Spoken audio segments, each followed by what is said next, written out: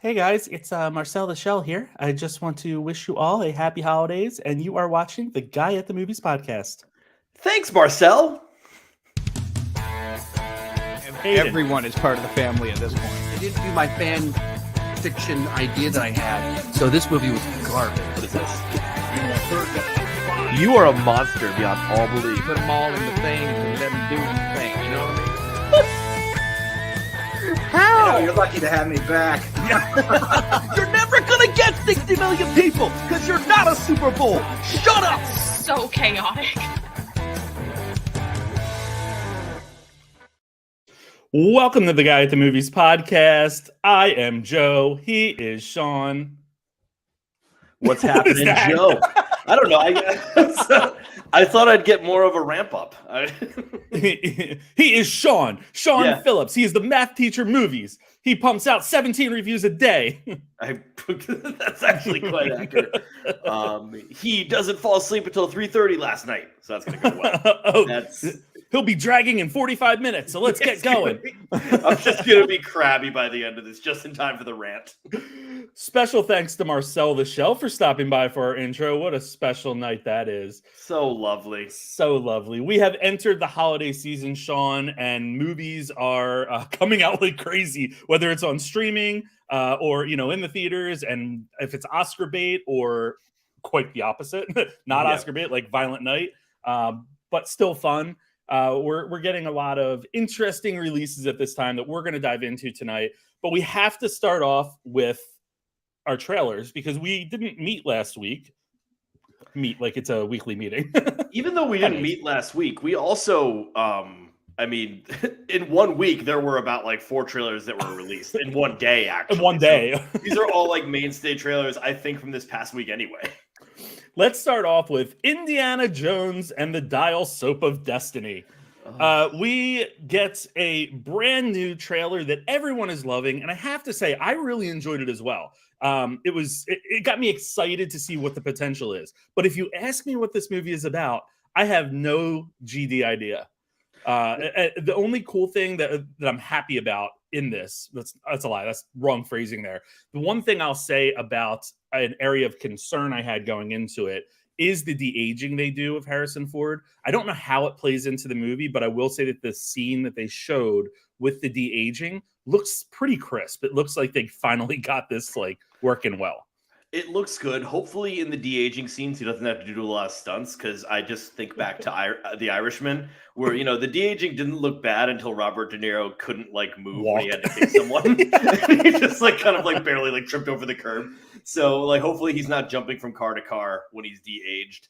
I was not as hot on this trailer. I rewatched it today just to see like maybe if I was just in a bad mood and. I don't know. For some reason, I think I'm still like I still get Crystal Skull vibes from a little bit of it. I'm with you. I'm burnt by that. Yeah, it looks a little polished at times. That there's other parts where there are official stunts happening, but then I see just a very old Indiana Jones like hanging out of a Jeep, and I'm like, I mean, he's almost in a Tom Cruise level gonna die on set, right? So like there's a part of me that just like doesn't really. This guy's been old for like 40 years already, and it just seems weird. That it just feels out of place like it did in Crystal Skull. Maybe it's going to be fine. The cast looks awesome. Like Antonio Banderas looks great. Phoebe Waller-Bridge looks great. Mads Mikkelsen, who, he was cast and I think we immediately said, yeah, Nazi. Like, it was inevitable, but he'll play that role great. Like he always does with any sort of evil villainous role. I'm still looking forward to this. I have faith in Mangold. It does look like it has great action. I just there's still a bad taste of Crystal Skull in my mouth, and so it's going to be a little bit tough to get it through.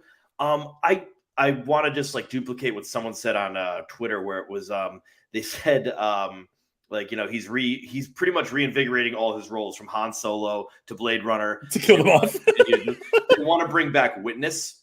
It's just like he goes back to the Amish country, and I just really want that to be the next one he gets through. Hey, don't put it past him, Speaking of James Mangold, he did mention that Phoebe Waller-Bridge is not going to be the replacement for Harrison Ford. I guess a lot of people were theorizing that, and he finally was like, "No, guys, shut up." I think it's going to be one of these things, and it'll be when we talk about it in another one, where it's like this might just be like an end to an Indiana Jones cycle, and that's just what they're going to do. I mean, I heard maybe a series is happening. I mean, God be with us. They are doing a series apparently. Yeah. So like, cool, do Adventures of Young Indiana Jones or something. Like, I heard Shia is available, but Stop it. Stop it right now. Listen. Like I said, I still don't know what this movie's about, so I will reserve my final evaluation of the trailers probably next week when we get the second one, because the way that these things go is they just roll them out very quickly. I like that I don't know much about the mystery of it, although there was that one line where he's like, I don't believe in magic. I'm like, dude, how many movies do you have to be in where like literal magic is happening around you? But wasn't that the same going into Crystal Skull, that we didn't really know that like aliens are involved? Because I remember sitting in the movie, and when they like said aliens or alluded to aliens, I was like, oh no. We definitely did not know aliens were involved. There would have been a lot less people showing up to that movie. Speaking of aliens, let's move on to our second trailer of the evening. This is Guardians of the Galaxy Volume 3. James Gunn's final Guardians movie, and it seems like a lot of them are like ready to move on. I think Dave Bautista has been like saying he's done for a while. I mean, Dave Bautista, Zoe Saldana, who, I mean, let's be honest, had it out. Yeah. Didn't she just say something about like franchises? She hates being in franchises, and I'm like, well, what else are you in besides a Neo Simone biopic that is very woefully unrecognized? I feel like there's a few things that you can do wrong with Marvel. One of them is saying like, I'm done with franchises. They'll be like, okay. And then the other one is turning down a Marvel role, which I saw that someone did today for Daredevil. Which I'm just like, oh, you turned down Marvel. Like, hopefully it's on good, footing so that you can maybe be recast later on down the road. But like, even Bale, like, did a Marvel movie. Like, let's face it, nobody's too good for these. Yeah, and Scorsese's directing Avengers Kang Dynasty. Let's hope. So Guardians of the Galaxy Volume 3 is the end of this trilogy. They really play it up in the trailer where it's like, Rocket is sad, and they kind of lead you to believe that he is going to be perishing here, even though at one point Drax has a giant hole in his chest. The music's great, of course. We come to expect that. It looks really sentimental, and it looks to me like a rebound from the second one that I really did not care for. Yeah, the second one was one of those where like they definitely tried to like retcon some emotions for us, and like listen. The Yondu moments were somewhat emotional, but he also just like killed a million children. So it's really tough. He ordered 66 them. It's really tough to overlook that. For this Guardians trailer, first of all, I need to just say, like, I have to go back on my, soapbox that I always go on, where it's like, stop putting classic rock songs in trailers. I now rescind that comment because this was an amazing trailer placement. I guess only James Gunn can do it. Only James Gunn is allowed to use any James Gunn is allowed to do like crazy music in trailers because I'm all for this. I think this is going to be like back to the classics. In terms of like, who's going down, because they're starting to be Vegas odds of which characters are like, going. Rocket Raccoon is high up in the odds. Drax is. You could tell Chris Pratt, based on the holiday special, that dude doesn't really want to be around this franchise anymore. Like he was in about 3 minutes of that, and I think, but he better hold on to what he can at this point, because I know, his stock seemed, well, I don't know, is his stock dropping, or is he like, is it going to be after he gets all of these jobs? Like, I don't know. I mean, what else? Everyone hates him in Mario right now, but and it's just his voice. Literally, they don't see him and they can't stand him. I don't know. I mean, like, I think this is just going to be. Gunn is going to just try to close the loop on the Guardians for good. Mm-hmm. And that might make it easier for like Feige. He's like, okay, I have to handle 7 million characters already. Fine, cool. Let's just get rid of the Guardians. There are rumors that like at the end of 2, there was like the Stallone crew of Guardians, and those would be the ones that come up. I think that got squashed because that would just be a lot. So like they were like the sub Guardians or whatever. I remember hearing that way back when Volume 2 came out. I'm very excited for this though. This looks like a lot of fun. It looks like it's going to be intense action. Groot holding 4 guns pointing everywhere is just like exactly what I want, and so I'm here for this. Swole Groot. And we get grown up swole Groot. It's like, when does he like drop the weight and become like a giant stick man again? Because like right now it's just like he's just like, I don't know where this came from. Well, and correct me if I'm wrong. It did look different in this trailer versus what we saw in the special, just a little bit. I think he got a little bit taller. Yeah. A little bit taller. A little bit more proportional. Groot was thick in that holiday special. In the holiday special, when they show him in the crowd listening to the music, I thought it was like, oh, there's another person that's a Groot alien. I honest to God didn't think that was Groot. Like I was like, oh, they found someone else. And it's like, oh no, that's Groot. Groot's out there like twerking his rump and shit. Twerking with She-Hulk.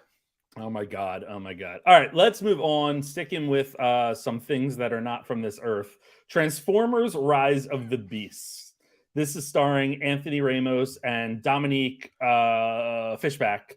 I'm very disappointed in this trailer. I'll tell you right off the bat.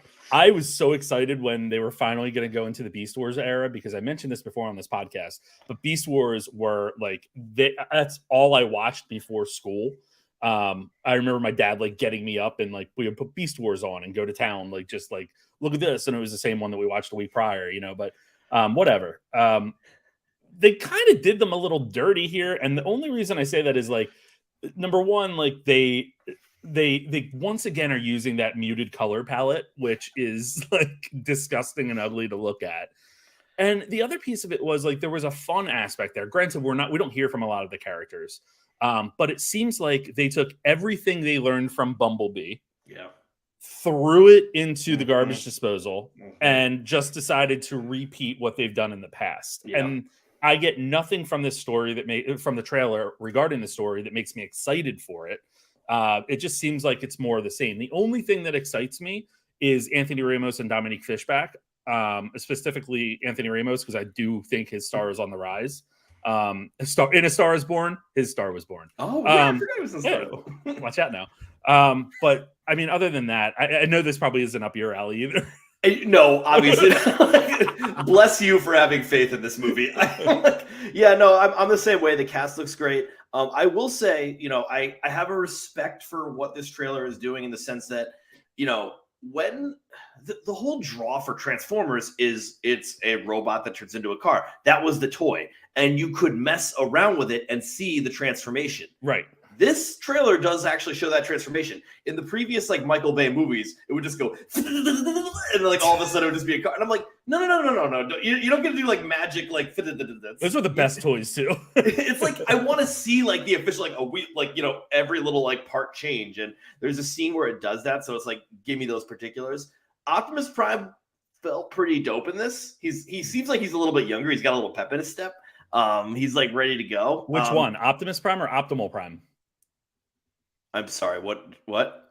Those aren't two different characters. The ape is Optimal Prime. Oh, Jesus Christ! That's like having an Andor. They have like Leia and Leda. It's like, come on, guys. This is like the Spider-Man No Way Home of. Oh God! Oh, I didn't realize his name is Optimal Prime. No, Optimus Prime looks cool. I mean, Optimal Prime. It's fun that someone else is talking and everything. Like, but and he's wise beyond his years. But I don't know. Like it. And when it comes down to it, it's like a dumb thing about robots fighting each other. Just don't be boring. And some of these movies, even with them being just all about dumb robots fighting each other, are actually boring. And that's the biggest sin you could ever have. Like, correct. I just got corrected. It is Optimus Primal, not Optimal Prime. When I said it, it didn't feel right. You know what? I have completely already forgotten what you said because of that. Like, so rageful about like it. So already like I thought you said Optimus Primal. So I did. Move on. Yeah, I don't know. I'm not into this. I'm kind of frustrated. Unlike like the opposite of Crystal Skull in Volume 2 of Guardians, I'm running off the high of Bumblebee. So like there was the scene where they were all fighting in a group, and it brought me back to the first scene in Bumblebee where they're on the Transformers planet, and I was like, "This is amazing!" I mean, it was like, you know, a visual crack cocaine, but it was just like the most like, but it was kind of fun. So I don't know if it does that stupid shit and just somewhat entertain me, I'll at least like not be bored. Just don't bore me in these movies. That's all I ask. The other thing that's kind of weird, and though like it's not like we ever get a real explanation for this in the cartoon. But like when they're actually the beasts, they look like beasts. Yeah. Like it's not like mechanical and stuff. They probably couldn't figure out a way. They couldn't figure out a way to make that realistic. Then it's just Rampage. Then we're just which we can't have that again. Rampage, quality of the Rock movie. Oh God. Speaking of quality movies, our last trailer is about Cocaine Bear. Yes, this is based on a true story, and here's the true story. Yeah. All 2 lines of it. In 1985, this is from Vice. In 1985, a flying drug smuggler dropped a load of cocaine over a forest in the U.S. state of Georgia. Georgia, big state on the radar tonight. Yep. A black bear ate some and sparked a Hollywood film. When I knew this story, because I remember reading, I think it was based on a really small blip in a newspaper back in the day. When I saw this trailer, I was like, oh, so this is an inspired by situation where they're just like, we're going to go as ridiculous as possible. And that's what the trailer is. The first time I saw it, I was like, what? The second time I watched it, when I showed my dad, I was like, okay, this could be fun. See, that's exactly how I looked at it. Is this could be just complete, this is, I think it's, what is it, coming out in March? Yeah. Thank God. I'm going to watch this the day before the Oscars ceremony. God bless the world. This is going to be great. I am very excited for this. I normally hate the so bad it's good genre, or being intentionally bad or intentionally silly for the sake of irony. I usually think if you're trying to manufacture that, it doesn't work. But this seems to be towing the line enough so it's going to be goofy enough, silly enough, but also have enough crazy action fun that it's, obviously not going to be serious, but it's going to be pretty solid in general. This cast is amazing. This cast is really good. It's Kerry Russell, Jesse Tyler Ferguson, Ray Liotta, R.I.P. Then you got the guy from TikTok. The guy from TikTok, Clayton Davis in The Wire. Oh no, what is his name? I know it. Oh crap, that makes me feel terrible. And then the beloved character actress Margot Martindale. Oh my God, when I first saw her, I was like, no, is that really her? And I had to rewind it a little bit. I was like, oh, it's her. It's Isaiah Whitlock Jr. is Clayton Davis from The Wire. He's in this. And I think that this is just something where, the actual, you're right. It's a 2-line story for the true story. It's he ate the cocaine and then just his heart immediately exploded. It's not even there's none of this that happened. But this does look like the kind of thing where you see this in theaters. It's a lot of fun. This is a very snakes on a plane thing. Where, yes, it is, I don't want to say intentionally bad, but there is just sort of I think it's going to walk that line a little bit better than I thought, where it's going to be, I'm going to be laughing most of the time. One of the movies we're going to talk about here, where normally I'm definitely going to grade this on a curve. Because if I'm looking at this in a normal perspective, no, I'm not going to no, this movie is not of quality, but the enjoyment factor I get out of it will definitely bump it up. The production value actually looks pretty solid. And I was reading, I don't know where I saw it today, but they said, we have a sequence in Cocaine Bear where it's, every time I say it. The title's perfect. And the tagline is "Get in line." That's brilliant. But there's a sequence that's a Fast and the Furious type sequence. The one of the cars is a bear. And it's in the trailer. Yeah, when the bear is jumping towards an open ambulance that Margot Martindale is shooting a shotgun out of it, she's it's just come on. This is just great. I mean, it really this is something that will just be finally they're serving beer in my local movie theater again. So, I'm going to crack a couple of Bud Lights with this and just, enjoy myself. What do you mean finally? Did it when they changed over? Did it have? When they changed AMC, they had to re-get their liquor license, and it took 6 months. So now you have MacGuffins. Yeah, the bar's called MacGuffins. Is it called MacGuffins? The AMC bars are called MacGuffins. That's adorable. Nicole Kidman's my bartender. We come to this place for alcohol. All right. Well, we're going to be talking about a movie. You kind of referenced this, but we're going to be talking about a movie that is one of those just lean into the fun type films. So let's start off with one that is probably going to be making a run for the Oscars. Oh, yeah. Probably definitely going to be making a run for the Oscars. And this is The Fabelmans. This is Steven Spielberg's film that's inspired by his life. I loved this movie. Yeah. I absolutely loved everything about this movie. I was enthralled. I want to know more about Steven Spielberg's life, quite honestly.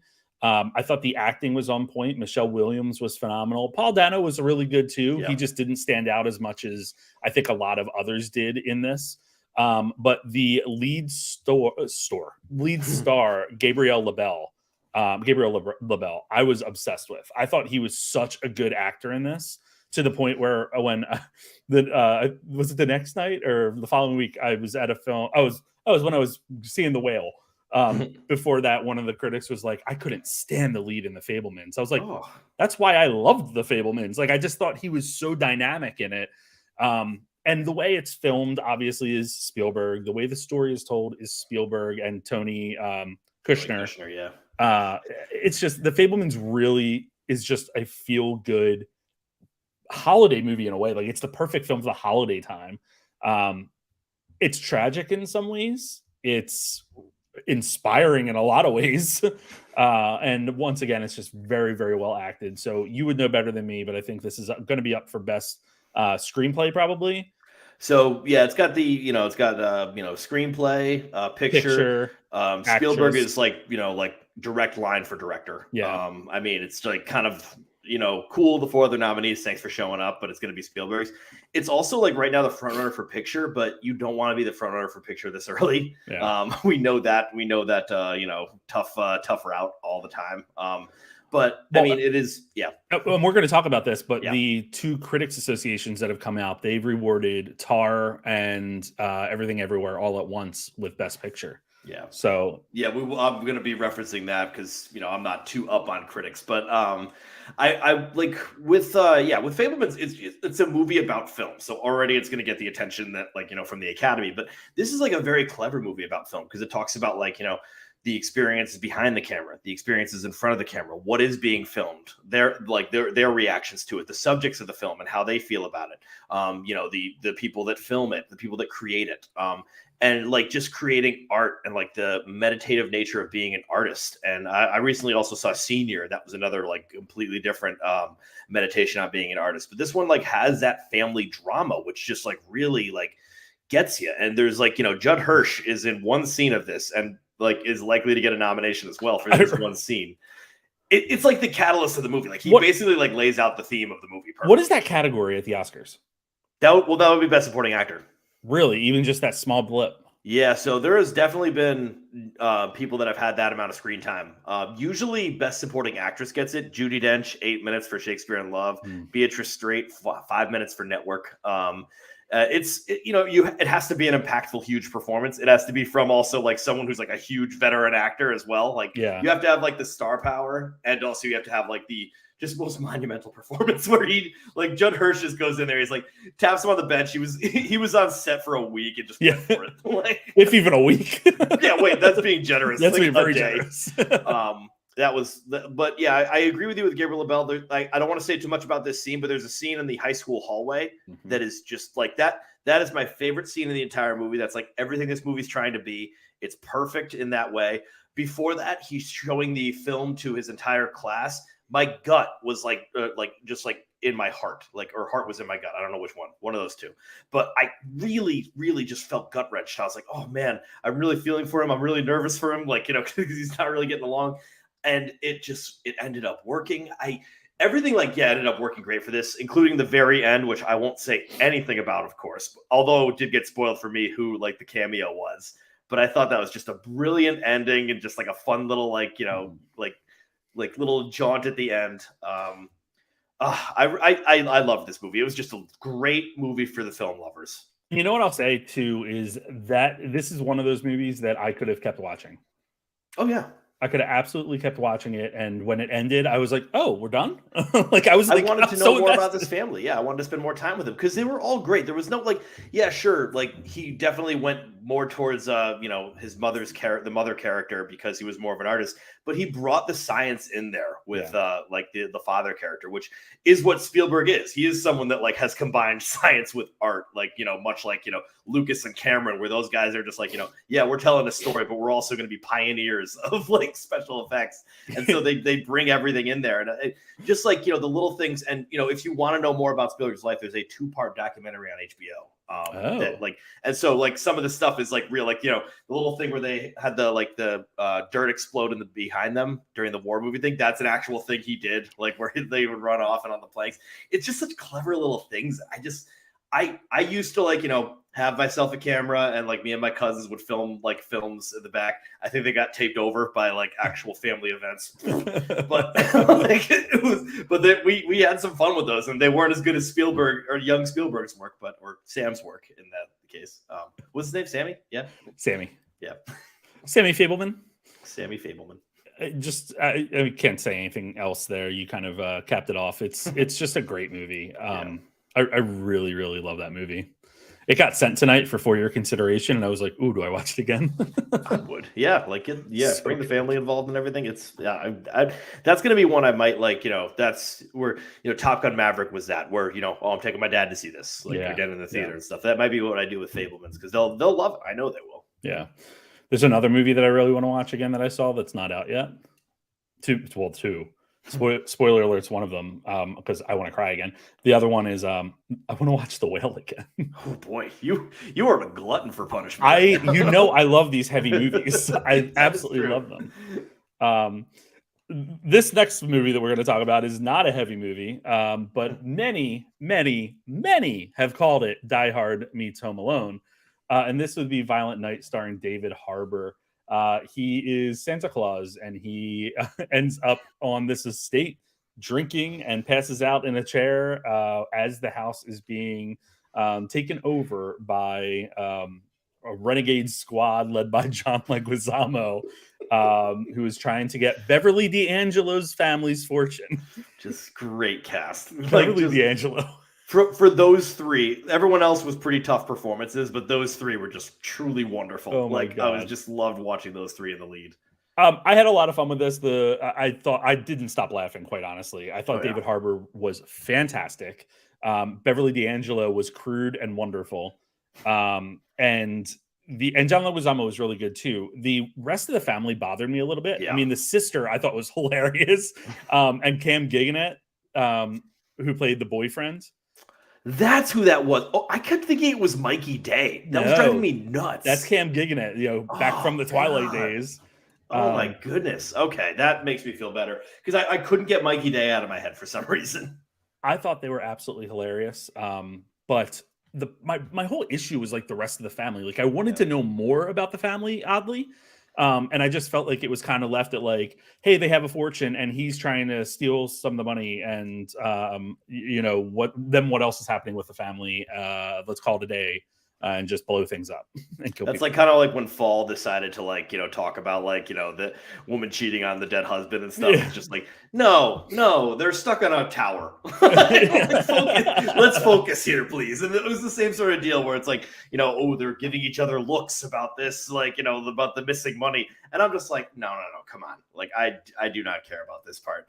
But everything else was great. I thought it was brilliant, the mythos of Santa, where it seemed like he was someone who was like an Ivan the Terrible, who then was like cursed to be Santa Claus, which is just like such a great twist on that myth.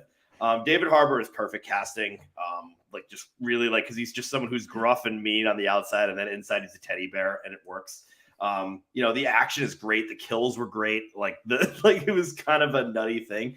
It's one that you can't really go for the faint of heart for the people that love the good old fashioned lovely Christmas movies, which I do too. But I can see I'm never going to tell my parents to see this movie. It's brutal. It will be brutal. Absolutely not even for the violence, but for Santa pissing out the side of the cake, the sled. They're like, no, we don't even want that. So they'll be out of it by then. Or beating up with a baby Jesus. Yeah, I would say when it came down to it, it was just some of the decisions by the end were just really to the point where it's like, okay, yeah, I know this is supposed to be dumb, so I should be accepting a lot of this, and I did, and I walked through a lot of shit with it. But there were points where I was just squinting. I was like, okay, come on. When they're all saying I believe and stuff. I'm like, okay, now we're getting a little bit into I don't know. I get it. They had to bring in some true spirit of Christmas stuff, but other than that, though, this was a fun, really goofy movie. Yeah. One of my favorite lines was when he gets his large hammer back, and the kid just yells, "Skull Crusher!" You want to get a clip of the parents with that being like, wait a minute, And I will say, you sort of said the Die Hard meets Home Alone thing. I like that this was Home Alone, but with intense consequences, because when it was Pesci and Stern, it's Oh, no, they would have been in the hospital in the first minute in that movie, actually. And this one does actually have it where, like, it's like these gory consequences that were brought about by this kid. Obviously, the kid didn't mean to have those happen, but it was still pretty brilliant the way, like, they decided to say, like, no, this is like how Home Alone would have actually gone. Like, they would have been like severely injured. Well, and that Home Alone sequence in this movie is only about 10 minutes. Yeah. So, you know, a lot of people keep saying Die Hard meets Home Alone. It's Die Hard peppered with a little bit of Home Alone, but yeah, it does have its own little like thing with like it has like the Santa mythos to it. But other than that, yeah, there's like it does its own thing, even though it does like shade those two movies of Die Hard and Home Alone. Yeah, I'm with you. It's probably the most fun I've had in a movie in a little while now. I'm trying to think of the one before that probably brought me such joy. But I said it to you before, and I'm going to say it to you again. You need to put on your watch list somewhere like soon, not like in 3 years, The Pest with John Leguizamo. It is so damn funny. And that it's so funny to see how far he's come too. Very, very entertaining. All right, let's talk Strange World, Disney's new animated movie, which I'm reading my rating for it right now, and I'm like, oh, I thought I graded it lower. Strange World is just lackluster in so many ways. I didn't like the story as much because I felt like there weren't any like real big consequences ultimately. Of course, like you're playing with the weird find that he had when he was younger, and you have the father-son thing that I thought was half-baked. The one thing that's very notable about this is, and I was trying not to tip you off to this before you saw it, Sean, but this is the first Disney movie where there really is a full-fledged LGBT character in the front. Not really the front, in supporting, I would say, but he's in the main family. And it's also, you know, he's also not hiding it, and it's accepted. And his parents or his dad's like asking him, like, "Oh, is that the boy? Is that the guy?" You know, and all that stuff. So that was really, really heartwarming because Disney, I think, whoever worked on this film, finally found a way to just make it part of the story and not try to shoehorn it in, not try to, you know, highlight it too much, but just make it natural. And that was wonderful. Of course, a lot of people are like, well, that's why it didn't do well, because there was a gay romance. No, it didn't do well because it's a shitty movie, number one. And number two, because it was not marketed well at all. It wasn't a single commercial. I literally, like, you know, told Sam, I was like, I'm going to see Strange World, a Disney animated movie. And she was like, what's that? And it's just, because it makes me wonder. It makes me wonder if they chose not to because of this storyline. This seems like it was a leftover thing, which is a shame because I got to give it to the animators. The animation is spectacular, beautiful. But that's where it stops for me. This is just such a boring story with boring characters that it's like the like environmental message is like just like absolutely hitting you over the head, which it's a noble one, but you know, it doesn't really like have any impact at all. And I mean, this is also the second environmental movie with Dennis Quaid and Jake Gyllenhaal as the father-son role, which is interesting. But I don't know. Like, there was also a part of me that was like a little bit weirded out by the fact that the old grandfather was cool with the gay character. I think it was great. I think it was great that it was a natural thing. But I expected a little blowback and like, oh no, the old grandfather was totally fine with it. Which like, once again, that's a good thing because they didn't want to focus like too much on it or something, and you can't have another conflict in this with all the other conflicts stuck anyways. But like, it was just sort of like something that like I sort of said, oh, okay, so he's just cool with it, like, which once again, nice. But it was surprising. It was extremely surprising. It was very surprising. Yeah, I mean, like it really just is a shame because, like, yeah, when I like saw the trailers for this, I was like, oh, this is not really bringing anything new to the table. I was already uninterested, and then I just became more and more uninterested with it, like as it went by. And it's like a waste of great animation because I really thought the colors were beautiful. Visually, even the character design was really good of all of them. But you know, they didn't work on anything internally with them. And the voice cast was great too. I mean, you have Jake Gyllenhaal leading it. You already mentioned what's his name, Dennis Quaid, Gabrielle Union, Jabuki Young White. I always say his name incorrectly. Just pretty solid there. Yeah, and like oh man, I was gonna say something else about it, but I can't remember now. Shoot. But yeah, it just, you know, it just didn't really gel. Like by the end, I just wasn't really interested. Like, I guess it's kind of a twist, but it's not a twist that really works at all. But at all. But it's just, you know, it's a very weird thing. I thought it was just fine. Like at the end of the day, I thought it was just fine. it didn't really do anything special. Yeah. So now I have no idea what the animated movie Oscars are going to be, because like this was going to be like their like one take. This was going to be their. I mean, it wasn't going to be their Encanto, but this is their one regular Disney animated movie this year, and now that one just like got crapped out. So I don't know what the hell happens now. And is Turning Red even eligible? It is because I remember we talked about this like way back, like a while back, because they changed it to having to be in theaters. It was technically in enough theaters that it was eligible. So Turning Red will probably be the one Disney movie that gets nominated. Only like, I mean, maybe Lightyear and maybe this gets nominated. I just can't imagine it. And I will say with Strange World, I know, look at us, we're two grown men in our 30s. The humor probably wasn't even good for kids. I don't think the humor worked at all. Well, you see the box office there, like it's non-existent essentially. Yeah, it's just like and I'm looking at something like the animated movie I just watched on Netflix, My Father's Dragon, where it's good, it's good, and it's like I could tell that it's made more for kids, but it's also still of better quality. Like there's no humor in that for me. All the humor is kiddie humor, which like that's fine, but it's also like good, solid kiddie humor, and I'm like, okay. Good. Like at least they're like reaching someone. With this, it was just like these awkward, like, it was just, they would just turn to the camera and go awkward. And like, I was just like, oh God, no, like this doesn't work. Yeah, I'm totally with you on that. My final grade for it was, I gave it a 3 out of 5. You gave it? I gave it a D. I was a little bit pissed. Hey, I kind of am surprised I didn't give it a 2 out of 5 when I went back to it. Let's backtrack a little bit. Violent Night, I gave a 4 out of 5. I gave it a B, so we were on the same level there. And The Fabelmans, I gave a 5 out of 5. An A. Yeah. Look at that. Look at us. Look at us. Pretty much on the level. Here we are.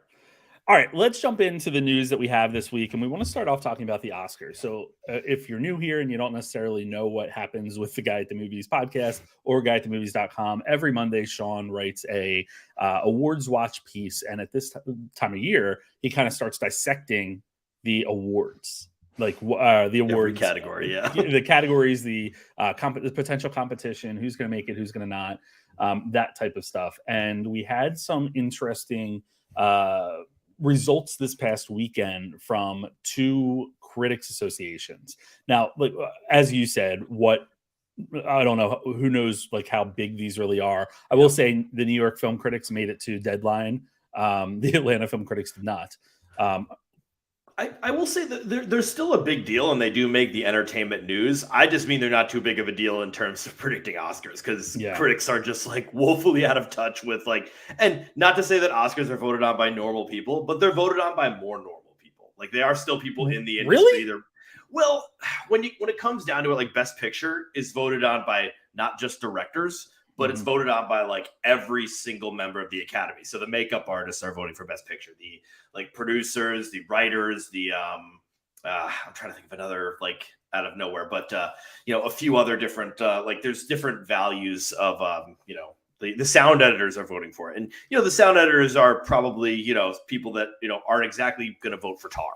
Like that's some of them might, some of them won't, but that's what, so that's why sometimes the critics First Cow won a couple of years back for I think New York Film Critics. So, all right. I remember that year I was so excited. I was like, hey, First Cow could be Best Picture. Like, no. Well, let's do this. I want to run through them real quick and then ask you to take over and sort of give your takeaways from this news. The best first film at New York Film, the New York Film Critics Circle, from the New York Film Critics Circle, was After Sun, which is it's a movie. Of course, there's not going to be a category for that at the Oscars, right? There's no first filmmaker or first year. Unfortunately, no. Does the Globes have that, or is it the SAG Awards? I don't know if any of them have that, because SAGs, they really take it strictly to actor. There's a few other like places that like definitely have that kind of award, but not like Globes or SAGs. No. Maybe it's the Hollywood Film Critics, I'm thinking. I think so, yeah. Critics' Choice definitely has that. Critics' Choice. Best Animated Feature, Marcel the Shell with Shoes On, our special guest from earlier tonight. Best Nonfiction Film, All the Beauty and the Bloodshed. Best Supporting Actor, Ke Huy Quan from Everything Everywhere All at Once. Best Supporting Actress, Keke Palmer from Nope. Best Cinematography, Claudio Miranda from Top Gun Maverick. Best International Film, EO, which is a Polish film. The donkey film, right? Yes. Colin Farrell. I'm sorry, Martin McDonagh for the Banshees of Inisherin is best screenplay. Colin Farrell for the Banshees of Inisherin and After Yang is best actor. Kate Blanchett, best actress for Tar. S.S. Rajamouli for RRR is best director. And yes. So bonkers. And best film is Tar. I'll switch over to Atlanta real quick, which is the most recent one to come out. What's interesting about Atlanta is, I don't know if you saw the article that I posted in the outline, but they give you the backups of. I saw that when they like for had best the picture. yeah. So we'll start again. Best first feature film, Charlotte Wells for After Sun once again. What's interesting is the other nominees for that were John Paxton Ford for Emily the Criminal, which is getting. Oh God. Yep. I love an Aubrey Plaza slip in, but there's no way. And Domi Shi for Turning Red, which I thought was great. Oh, very good. Best breakthrough performer, Austin Butler for Elvis. The two behind there were Danielle Deadwyler for Till, which is a phenomenal performance. Yes. And I'll just run down them. Stephanie Sue for Everything Everywhere All at Once, Gabrielle LaBelle for the Fabelmans, and Amber Midthunder for Prey. Hell yes. I love that. Best cinematography, Claudio Miranda for Top Gun Maverick. Best original score, Michael Giacchino for The Batman. Someone online said, yeah, I especially love when it goes dun dun. Best stunt work, Top Gun Maverick. Best animated film, Guillermo del Toro's Pinocchio. Best documentary, Fire of Love. Best international picture, RRR. Best ensemble cast, Glass Onion and Knives Out Mystery. Best screenplay, Martin McDonagh, The Banshees of Inisherin. Best supporting actress, Janelle Monáe, Glass Onion and Knives Out Mystery. Best supporting actor, Ke Huy Quan, Everything Everywhere All at Once. Does that automatically make him a front runner?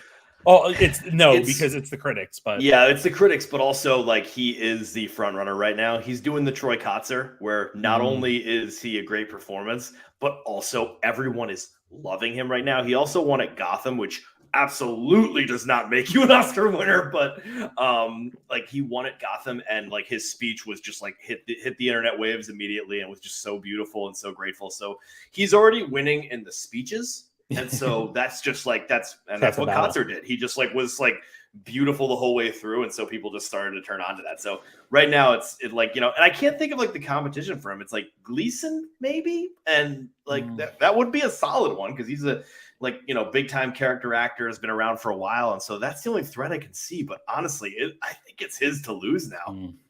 Kate Blanchett got Best Actress for Tar. Colin Farrell again, The Banshees of Inisherin for Best Actor. Best Director, The Daniels for Everything Everywhere All at Once, and Best Picture, Everything Everywhere All at Once. The backups for Best Picture, or the other nominees, number 2 in voting was The Fabelmans. Number 3 was The Banshees of Inisherin. 4 was Tar. 5 was RRR. 6 was Top Gun Maverick. 7 was Decision to Leave. 8 was Women Talking. 9 was Glass Onion, A Knives Out Mystery. And 10 was Nope. Sean, what did we learn? I mean, I don't know if much has changed, like, because pretty much like Tar winning the New York Film Critics is the most like New York Film Critics thing to ever have. Like that is just like easy, like that. Tar is gonna get nominated for Best Picture. It's gonna like, you know, and it's because it's, you know, Todd Fields. They love him. He's come back. You know, the critics love that movie. It'll be the hoity-toity nomination. It's going to be from the momentum of Kate Blanchett's performance as well. So it'll be on the top 10. There's no doubt about that. That thing is definitely not winning Best Picture because there's just, it's just, you know, we're counting on, you know, not normal people once again, but like a ton of Academy members to like see that and enjoy it, which Tar is not designed to be enjoyed, which is just such a dumb thing to say about a movie. I mean, like, you know, I can concur. Schmucks like me, I enjoy it, but like it's like, but I'm enjoying that for like, you know, for the punishment it puts me through. Like I'm that weird guy. Yeah, so that's one of those movies that like it's gonna be like for its recognition, it'll be there in the nominations. I can't see that winning Best Picture. Like this is something where like something like The Fabelmans, which is also a crowd pleaser, just like Coda was also a crowd pleaser. Everything Everywhere All at Once is interesting because the fact that won in the Atlanta Film Critics is very interesting because that is like my sleeper. That's my Coda this year where it's going to like sneak up and just grab The Fabelmans because The Fabelmans is going to be the front runner the whole time. Daniel's winning for director. God, I would love for them to get a nomination for director, best director, because it's going to be Spielberg's probably for best director for the Oscars. It would be great to see Daniels. Colin Farrell is interesting here because, you know, this whole time it was Brendan Fraser's, and I think Colin Farrell is going to fight for it. I think Austin Butler is going to fight for it because, by the way, Elvis is doing so well right now on the awards circuit. It's going to probably be a Best Picture nomination. So, like people are adoring that movie. Butler is definitely going to be someone that comes up in the clutch. You know, originally like Hugh Jackman was going to be there, but I think the son, the personal upheaval of the son is dragging him down a little bit. And also, I thought he wasn't eligible anymore, but apparently I guess they're doing still a limited release in December. So technically, yeah, they did a limited 1 week release. So there is, so he still does count. But that could be interesting. It looks like Best Actress is going to go to Cate Blanchett. The one thing working against her is that this would be her third Oscar. And, you know, that's a tough thing to win. If anyone's going to do it, though, it's going to be Blanchett. And it's going to be for this performance. Like, it's so good. I think her only threat really is Daniel Deadwyler.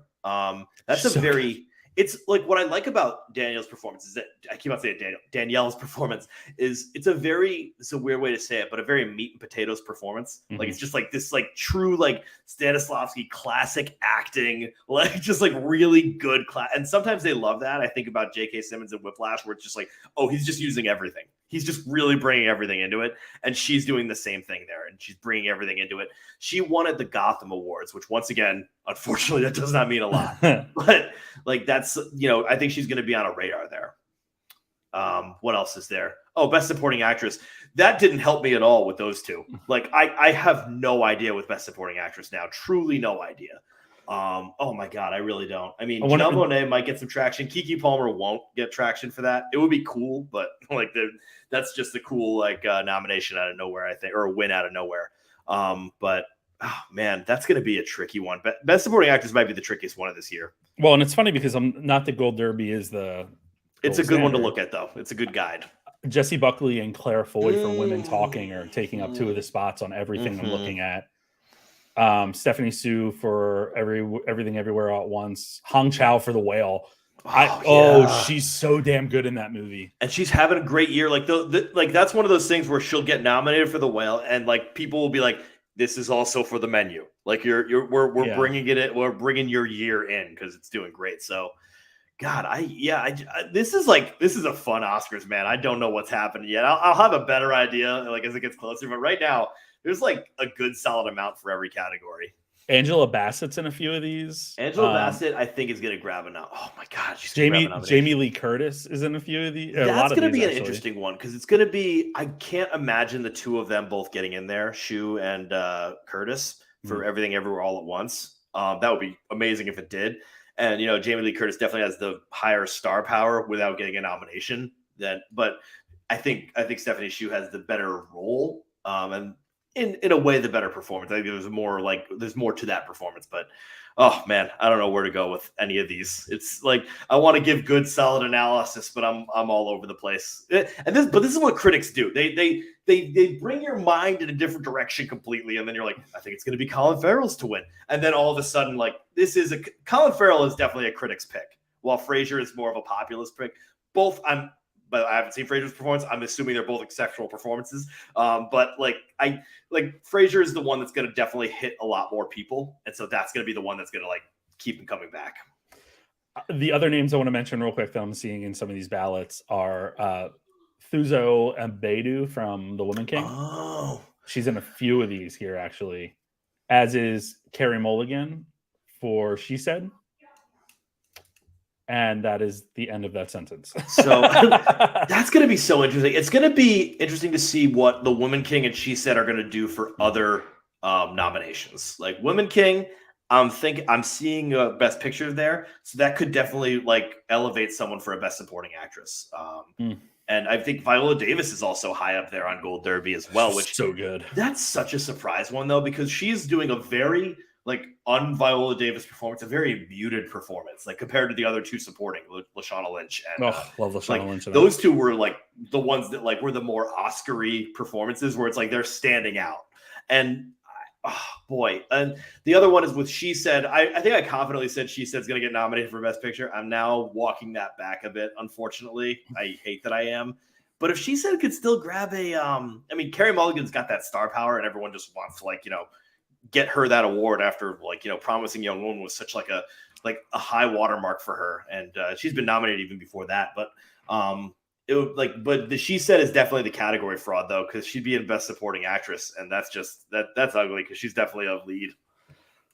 The Best Picture, and then we can wrap up this conversation because I'll go forever. The Golden Globe. My gosh, the Oscar predictions for Best Actor. Some of the names that are slipping in.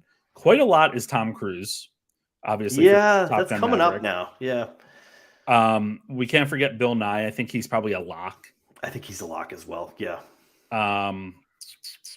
Adam Sandler for Hustlers on this guy's list. That's interesting. That's going to be coming up. I'll say right off the bat, Paul Mescal for After Sun. That's the one I was waiting to say. Yep. Yeah, and Paul Mescal. I'm worried about After Sun only because A24 has their hands full with The Whale and Everything Everywhere All at Once, and they're promoting the shit out of Everything Everywhere All at Once, and also The Whale. Really, they're working hard on those two. And Marcel.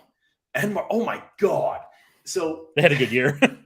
That means that I'm worried that After Sun's gonna be that means it has to make it there, maybe to a Best Picture, maybe to a Best Actor, maybe to a screenplay, but it has to get there on merit, which is unfortunately very tough. I will say though, Sean, I think they've been picking it up recently with After Sun. I think they might have, yeah. I'm not an insider, so I don't know, but just from what I'm seeing from promotions, yeah, I think After Sun they probably are. I mean, A24 just is good at promoting, man. They got Moonlight to get over a lot. Let's just remember that they got Moonlight to win Best Picture. That was a straight up impossible move. Well, next week, Sean, we'll have a lot to talk about because the Golden Globe nominations are announced on Monday, I believe it is.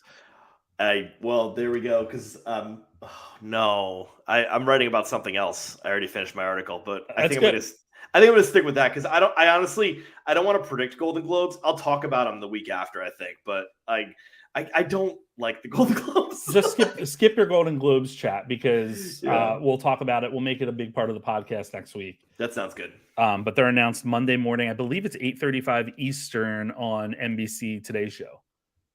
I believe. That's lovely. Oh wait, no, it's always that early. I thought it was. No, it's because 5 o'clock is out there, and then they're all the celebrities are oh, I had to get up early. Shut up, you jerks. And then they have the pics of them being yeah, half asleep. Florence Pugh topless, and Zach Braff took the photo. That was that was an unbelievable. That was a year. That was a year. All right. Next story to cover tonight is that the long-rumored sequel to Ghostbusters Afterlife, which was a really successful revigoration of the Ghostbusters franchise from Jason Reitman, it has been announced with, I think, everyone returning from what I'm reading, and that includes Paul Rudd. Gil Kenan is set to take over, so he's going to be directing the film. It sounds like they're going to be going back to New York and spending more time in the city with this one. But yeah, he hasn't done much. Yeah, I saw 2 credits for director, and Monster House was animated, and then I forget the other one. I think Monster House is I have not seen it, but I heard it's a solid movie. Yeah. And yeah, I mean, I guess this guy was involved in writing the Ghostbusters Afterlife as well. So he's someone that's involved in this project. I have not seen Ghostbusters Afterlife. I'm going to get on that one of these days, probably. You haven't seen that movie? It was one of the ones that flew. You know what it was? That came out Thanksgiving weekend last year, and I was a tiny bit busy that weekend. But getting Maui. But so that's what it was. That one slipped through the cracks. I guess I went to see House of Gucci instead. Nice. These excuses. Trust me. I don't let many slip through the cracks, but that was one of them. The other movie he did was City of Ember, which I have heard of but don't know anything of. Yeah, that was one that I think made $7 at the box office. Well, Sean, that's a really good segue to our next story, which is about Sorry, Joe. Black Adam not doing well at the box office. This has been known. It hasn't been doing well. Oh, wait, hold on. We have an update. So I'm reading the update while we're live changes. The original story that came out earlier was that to break even, Black Adam had to make $600 million at the global box office. And that includes not only production, but also marketing and all of that stuff as well. The then discussion was about how it was likely to lose about $50 to $100 million at the end of its haul, because at this point, it only has about 387 million worldwide. But Warner Brothers reached out to, it looks like Warner Brothers reached out to Slash Film saying that Variety's initial report is inaccurate. And the break-even point is 425, not 600. So that takes the wind out of the sails of the story a little bit. But still, I mean, it's the fact that it really underperformed, and I think probably was another reason for, I think they probably read the tea leaves going into that weekend, and was probably part of why they were moving on from Walter Hamada and crew and really focusing continuously on bringing in someone or some people to revitalize the DCU, which is now James Gunn and Peter Safran.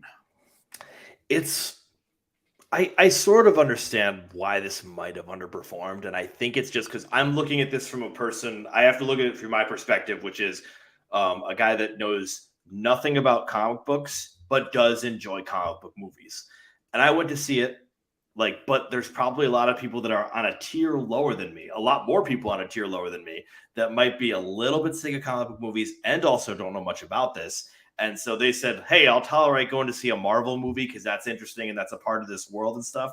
But maybe they just didn't want to, hike their buns over to the theater for Black Adam. Now, I would say Matt pirates all his movies. A friend of the pod, Matt pirates all his movies. Oh, good. Yeah, great. I'm going to out him here because I hate that he does it. But he bought Black Adam, so he contributed to, I guess, but he bought it on VOD because, he's got a kid. He doesn't really go out to the theaters that often and everything. So, he eventually bought it, and he thought it was pretty solid. He did enjoy it a decent amount. I think he said he gave it a 6 out of 10, which, cool. He has not submitted that to the podcast yet, so please make sure that paperwork comes through. I will make sure that paperwork comes through. I also, now the feds are going to want him. So your regular listeners, friends of the pod, the feds. Yeah, exactly. Sean, one last story. Oh, go ahead. Sorry, did I cut you off? I think that was it. I just, I want these movies to do well. I didn't like Black Adam. I would love, but I wanted it to do well. I wanted other people to like it, and I liked that the fans liked it too. I was like, they made something for the fans. That's great. I guess the problem is also that they made something for the fans. Yeah, you had a blast with it, and I think it was also that because they made something for the fans. I think that 90% fan rating on Rotten Tomatoes, it's just that's the fans that like that. It didn't really expand further to more people, and I mean that's I think where this one went. It's surprising to me. I'm actually very surprised this is going to lose money. I thought this was going to be not even a huge box office hit, but I didn't expect it to lose. Well, word of mouth wasn't good. And then also, I think this may be one of the first times that The Rock's popularity really didn't help a film. Well, not that's a lie, because other films like Rampage, as you mentioned earlier, what's the Skyscraper? They didn't do terribly well. That was all in the same summer, too. That dude just kind of went for it. I don't know when he sleeps or anything, but he doesn't. He does. Sean, guess what? Let's end the podcast with a bit of breaking news in the form of first reactions to Avatar: The Way of Water. Oh my God. I can't. No, you can't tell. Is this. Wait, I didn't even know screeners were out for it and stuff. The world premiere was the other night. There's a bunch of people that are seeing it tonight. Oh my God. I can't. This is the most exciting because nobody knows anything about this. So I'll just give you a few of the clips. James Cameron and company deliver yet another riveting, all-inducing masterclass in world building. Immersive, emotionally engaging, and epically entertaining. It's a thrilling ride. That's from Courtney Howard, who goes by Lulu Maybell on Twitter. Kevin McCarthy at Kevin McCarthy TV says James Cameron's Avatar: The Way of Water is a monumental filmmaking achievement, striking a great balance between technical and emotional. Eric Davis, who is in one of the critics groups, said he's at Eric Davis, Eric with a K. Happy to say Avatar: The Way of Water is phenomenal, bigger, better, and more emotional than Avatar. And he and I disagree a lot on things, which makes me nervous. Oh, no. The film is visually breathtaking, visceral, and incredibly engrossing. Nikki Novak, who goes by at Nikki Novak with 2 Ks in Nikki. I saw you, Avatar: Way of Water. If you think you've seen Avatar, think again. Only repeat from the OG is that never experienced anything like it all. I don't need another Best Picture pick on And then here. I was other- hoping I could dash this off. Two others that I'll mention. Perry Nemiroff, if you ever see the Nuvi stuff at the beginning of the movies, she's on the superhero stuff a lot. Oh, Or, yeah. no, she has Perry Picks. She's at P Nemiroff, Nemiroff. Avatar: The Way of Water is pretty incredible. I had faith James Cameron would raise the bar with the effects, but these visuals are mind-blowing, one stunning frame after the next. But the thing I dug the most is how the technical feats always feel in service of character and world building. And the final one is from Jake Hamilton at Jake's Takes, who is one of the best interviewers on online. If you ever see his interviews and stuff, he's the one that like first broke the other day when he was interviewing Antoine Fuqua and Will Smith, and he asked Will Smith, like, are you concerned essentially that people are not going to see this because of what happened at the Oscars? But he does it in such like a natural way. Jake said, as someone who liked but didn't love the first Avatar, let me tell you, Avatar: The Way of Water blew me away. Vastly superior in visuals, storytelling, and performances, the sequel left my jaw on the ground for the entire runtime. James Cameron is the god of sequels. I have chills. I'm excited. That's actually that is the one thing I knew about this where I like had faith in this a little bit, because I am one of those ones that liked, didn't love Avatar. But James Cameron is kind of the god of sequels. I mean, you get T2, Aliens, and now this. I mean, this guy just knows how to make a sequel solid. So, oh my god, I can't wait. I'm so excited. The Oscars are dude. The Best Picture race is insane. I'm loving it. Avatar, Mike. That's probably going to get thrown in there. Definitely. Yes, definitely. Yo, Cameron versus Spielberg for Best Director is going to be eating good. Oh my god, this is just great. Oh my god, I love that. All right. We always end with rants and raves. Sean, I'm going to have you go first because mine kind of ends on like a high note and you have a rant. I have a rant, and this has just been something that's been bothering me for like a while because there's just been a lot of quotes about this. One of them was the Zucker brothers who made the Airplane movie, the very hilarious Airplane movie, said, we couldn't make our movie nowadays. Mel Brooks' son, not Mel Brooks has said this. I don't know. Maybe Mel says this as well, but Mel Brooks' son says, like, you couldn't make Blazing Saddles now. Mindy Kaling recently said, you couldn't make some of the episodes of The Office now. And I think, like, yeah, they're right, but there's just no point in saying that, I think. And that's where it bothers me, because I just think that that's just like something that like latches onto this conservative narrative that ends up being divisive. And we just think we're in this PC culture where we can't have any more comedy anymore. And there's the death of comedy. And I just like, first of all, I don't think that's true. I think there's like, you could still make solid comedy, like, and you could, that isn't mean. I also think like all this stuff, like Airplane, Tropic Thunder, The Office, they're all still very funny. And you could just like embrace the fact that it was at an ignorant time. And it's like, that's, okay. And it's just one of these things where like nowadays people like, these statements that they make, and some of them are well-being. Like I think Mindy Kaling's was like a very off-shot statement. She wasn't like trying to say like comedy's dead or something. Then, Mindy Kaling, I take, is like someone who's like, I'm tired of being asked this question. Yeah. If we're going to bring The Office back. Exactly. Yeah. So that's what it was for her. I think it was a very casual comment. So it wasn't like this like glaring statement. I just think sometimes when we say that, it just creates this like narrative of like comedy's dead. And it's not, you can even still do like, I look at something like Airplane and, the white old woman speaking jive. It's like, yeah, maybe that couldn't really fly now, but you could still laugh at it at the time. You could still quote it at the time. It's still a funny, goofy, silly thing. And it's like, okay, back in the 70s I think like 80, that was cool. Nowadays, it's probably not, but we could still laugh at it back then and like go through ignorance. I think like an amazing movie is Ace Ventura: Pet Detective, and that has a very, very transphobic scene at the end and homophobic scene also. And it's just one of those things where it's like, okay, you know what? I'm just gonna let that scene go, and I'm still gonna enjoy the rest of this movie and really like laugh at it. And I think like most of these people would agree, where it's like, oh yeah, no, maybe I was short-sighted in that. I think Judd Apatow in the How I Know You're Gay scenes from 40-Year-Old Virgin, he like, and everyone that's like was involved in that, they disagree with that now, obviously. Superbad, Jonah Hill disagrees with like the fact that like, they were trying to get women drunk so they could have sex with them and stuff. And like, they look at those things and they're like, yeah, these were flaws that we had at them at those times. It doesn't excuse them, but we're like happy to evolve. And I think it's great to evolve. I just think like sometimes we just get mad. Like there's just like uprising of anger when it's like, no, let's still enjoy those comedies in the past. Let's see how we can like evolve comedy in the future and still push the envelope. By the way, I love good old fashioned offensive comedy as long as it still has like a comedic nature to it. Like you have to like still like bring some sort of like comedic nature, which a lot of times a lot of these don't. Like, you know, sometimes they just say something horrible. They're like, oh no, we can't tell jokes anymore. I'm like, where was the joke? Sometimes it's just no. Sometimes you just said something fucked up, right? So I guess that was my because I keep on hearing that, and like I'll post something about Tropic Thunder because it's a movie I absolutely adore, and then just like 8 people comment being like, "Oh, you can't make this today." I'm like, well, first of all, it was 10 years ago. Yeah, that was not long like, ago. But also, like, you know, you could if you do the satire right, which Tropic Thunder does, and it still pushes the envelope. Don't get me wrong, and but I don't know. I go back and forth about it, but that's just like the rant. I can't stand when that's said, and it's said too much these days. I can't agree more. All right, I have a rave. I want to say I originally had a rant, but I'm holding it for a future date.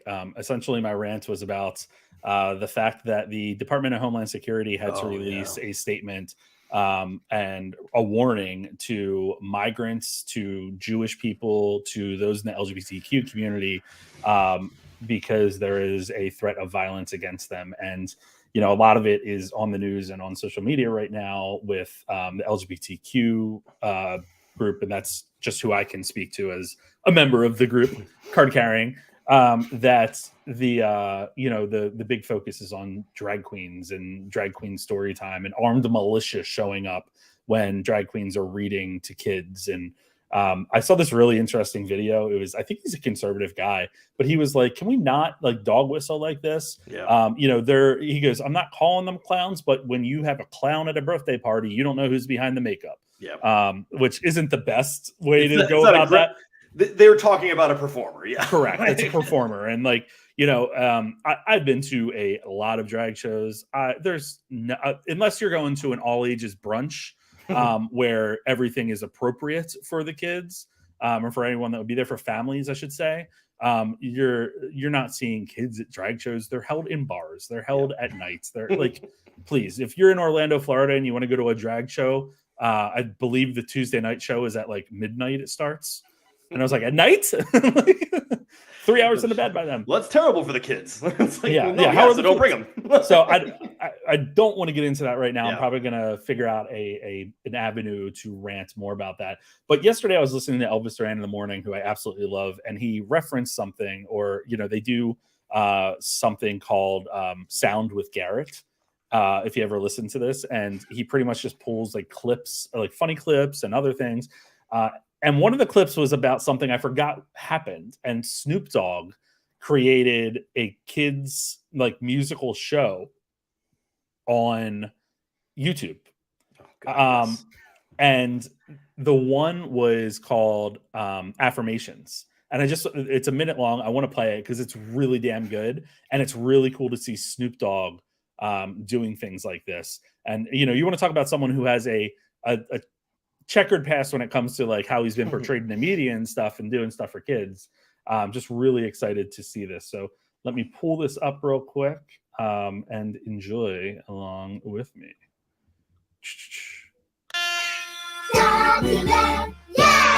Wow, wow, wow.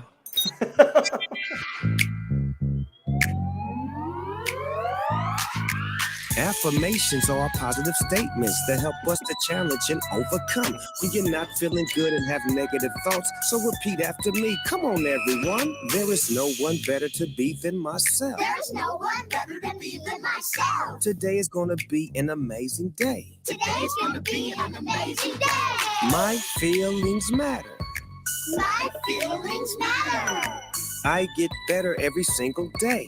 I get better every single day. I choose to feel happy.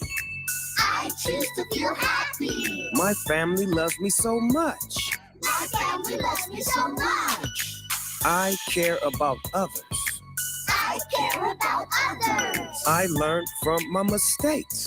I learned from my mistakes. Now we know some new affirmations that we can choose and learn to say. So next time you need a little inspiration to help you have more of a positive day. Affirmations. This is way better than that Coco Melon shit. Like, this is just so much better. It's so much catchier. I'm sending that to my sister for the two young girls in her life now. Isn't that great? That's lovely. It's like surprisingly good. It's pretty catchy. You know, for the people that were not being able to watch this, I was bobbing my head, not ironically. It was pretty damn catchy. Yeah, and there's a second part to it I haven't watched yet. But it's really cool. Like, good. I mean, good for Snoop Dogg using his celebrity and his time where he doesn't have to do this. He can do another like Snoop Dogg and Martha show or whatever. But this is pretty phenomenal. It's lovely, isn't it? We'll end with some positivity. I like it. Let's get into what is coming out this weekend. We do know that the Harry and Meghan first part is coming out this week, which is I'm actually really enthralled by it. I'm definitely gonna have to watch that. Yeah.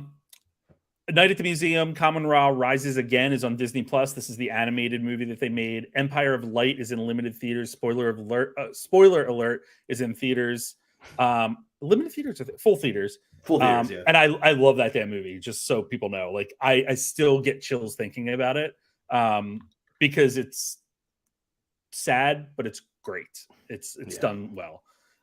Emancipation hits Apple TV Plus. Christmas, Bloody Christmas hits limited theaters and Shudder. The Whale hits limited theaters. Father Stew Reborn hits limited theaters. I need to ask you, is this a sequel to Father Stew? It is the Father Stew movie taken down to a PG-13 rating. Oh, Jesus.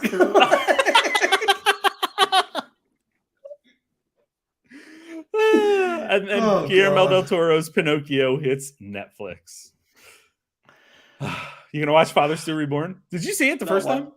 No, of course not. And I'm just a little pissed off because I thought The Whale was showing up at my theater. I was like certain it was. I thought it showed up there, and then it's gone now. And so now I just have Father Stew Reborn. I got nothing this weekend. Like, when am I going to see all these December releases? You have spoiler alert, don't you? I got spoiler alert. Yeah. Oh, I don't like that attitude. I mean, okay. So spoiler. I feel good about it based on what you've been saying, but I just really disliked that trailer a lot. Like, so I'm going by the trailer. I'm not a big fan. It's getting really great word of mouth. Like I've been noticing.